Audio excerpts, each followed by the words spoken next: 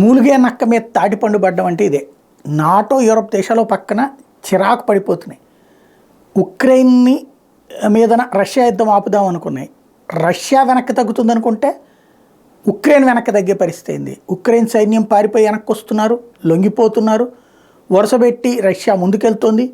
యుద్ధం ప్రారంభమైన 2 సంవత్సరాల తర్వాత ఉక్రెయిన్ శాంతం వెనుకబాటు వైపు ప్రయాణిస్తోంది. ఈ దశలో నాటో యూరప్ దేశాలు కనుక ఆయుధాలు కానీ, ఆహారం కానీ, డబ్బులు కానీ, సాయం కానీ చేయకపోతే కష్టమని ఉక్రెయిన్ బాధపడుతుంటే దాన్ని తనకున్న వీటో అధికారంతో ఆపిన హంగరీ తాజాగా మరొకసారి ఇప్పుడు 2 ఏళ్ల యుద్ధం ప్రారంభమైపోయినటువంటి సందర్భంగా వార్షికోత్సవం సందర్భంగా స్టేట్మెంట్ ఇచ్చేటటువంటి సందర్భంలో తప్పు చేస్తున్నది ప్రపంచం, ఉక్రెయిన్ రష్యా మీద గెలవటం అన్నటువంటిది ఒక కళ లాంటిది, అట్లాంటి కళ ఎలా నిజమవుతుంది అనుకుంటున్నారు అంటూ ఓ ప్రశ్న వేస్తోంది.